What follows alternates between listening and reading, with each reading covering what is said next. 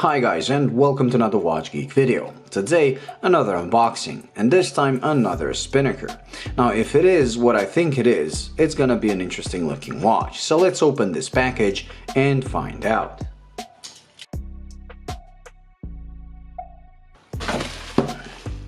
Here's the bubble wrap. Let's open that.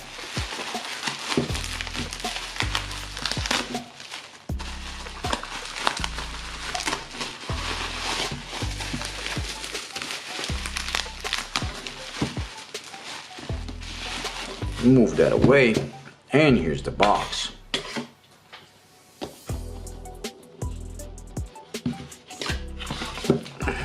As usual, you have a white cardboard box followed by the blue cardboard box again. This one is a bit more sturdier or harder than this one.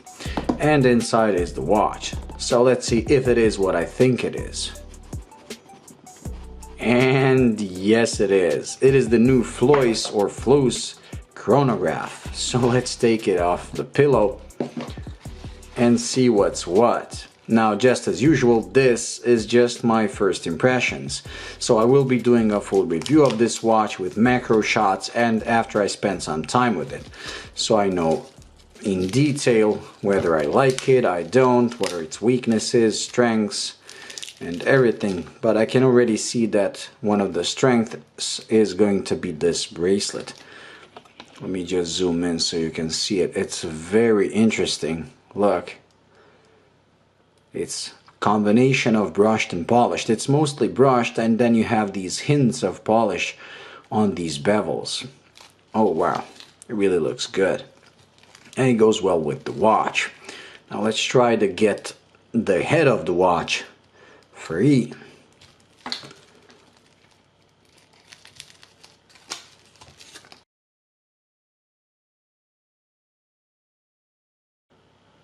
Okay, so I finally managed to get all the wrapping off the watch. It took me about 5 minutes and it was very frustrating. They really do pack it well.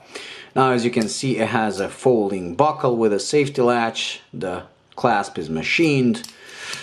The bracelet does feature solid end links and solid links, and the watch itself, I have to admit, is very beautiful. This is supposed to be like some kind of a retro inspired chronograph, and I really do like the look. Now I went with this blue and gray version that has blue accents, and I really like it. I mean, I liked it the most. There is also, I believe, a red or orange one and some other variants, but this one was the most striking to me. Now it does feature these screw-in pushers, so you have to unscrew it to start the chronograph. And this is a Mecaquartz, a Seiko movement, and it's the most complicated version of their Mecaquartz, meaning that it's a regular quartz movement, as you can see by the tick of this second hand, but it does feature like a mechanical looking seconds of the chronograph once you start it. Okay, I just realized that I have a regular quartz chronograph, so why not use the opportunity to compare it to a Mecaquartz.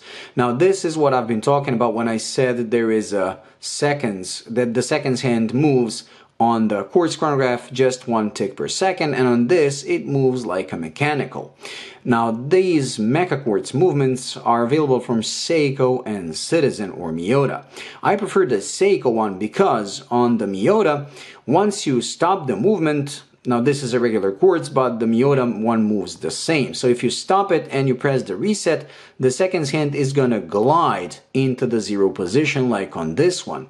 However, on this, on the Seiko Mecaquartz, you have an instant mechanical snap back to place. So we'll just wait for a couple of seconds for this hand to move away. So I'll show you how it looks. It also does have a mechanical feel when you operate it because there are actually levers that actually move the hands and everything in position, unlike this one where the motor moves the hands. So now let's stop it, and it's a very snappy action, and watch the minute and the seconds hand. As soon as I press it, they're gonna jump back to 0 like so. So very mechanical. So this is one of the rare quartz movements where mechanical watch people actually like it.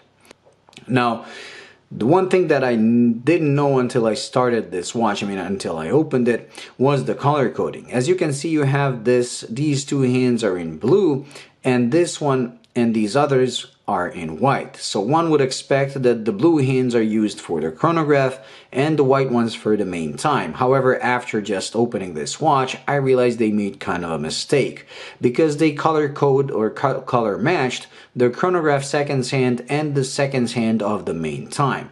Instead, this hand should have been blue with this one because this is the chronograph minute hand, as you'll see once it ticks over 12.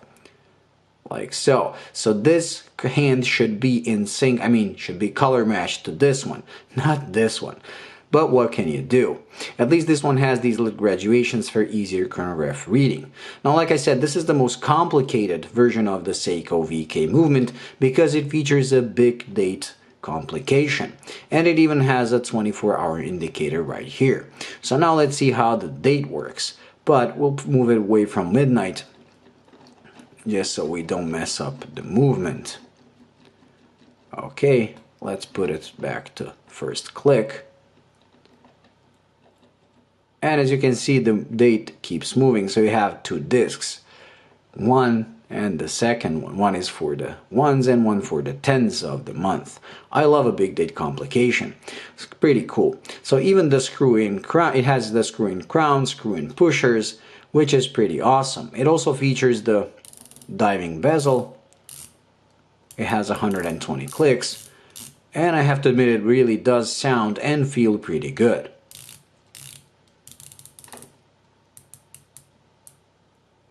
Now I did review it does have a lot of backplay. The bezel insert is, I believe, mineral crystal, and it's kind of domed, like the Blancpain 50 fathoms. The crystal is sapphire, and the watch is made of steel, as you would expect. I have to admit, I really do like the look of it. There are a couple of refinements they should have done, like the color matching of the hands, the length of the second hand, I wish it was slightly longer, but other than that, the watch seems to be pretty well made, as you would expect from a Spinnaker. Now, as you can see, the case also features mostly brushed finish with these small polished bevels. And I generally like the finish on Spinnaker watches. They really do execute it pretty well. As you can see, the lines always end up being very clean, and the separation is also pretty good. So there's no trouble, no problems there. I do like this bracelet a lot, and I wish they would incorporate it into more of their models, because look, I like how this middle piece is sticking out. It's like thicker than the rest of the bracelet. And I especially love they didn't go fully polished on the center links, but rather just polished these bevels. They're going to be better protected, and a brushed finish always looks better once you wear it than a polished one. Polished one looks used up and scratched up pretty fast. The teeth on the bezel are pretty small, but the bezel, I really have no trouble gripping it.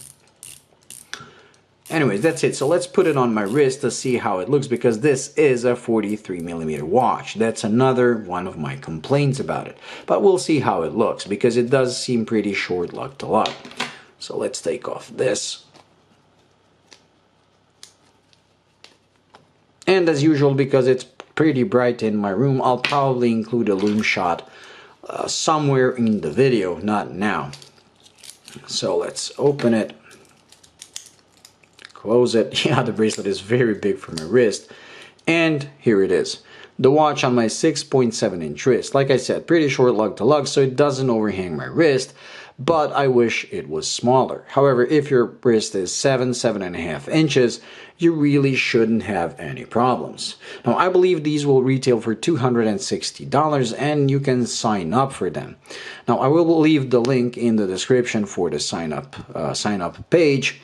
And as usual, like I said, I will be doing a full review once I spend some time with it. But just from looking at it like this, it is a very, very attractive watch. The Fleuss as a model is pretty nice, and adding a chronograph complication and making it quartz makes it an easy grab-to-go watch. It does have the vintage vibe, and in this blue and gray, I really do like it. Anyways, that's it when it comes to this video, so thank you for watching. I hope you enjoyed and found it useful. If you did, please do like and subscribe, and until the next video, bye.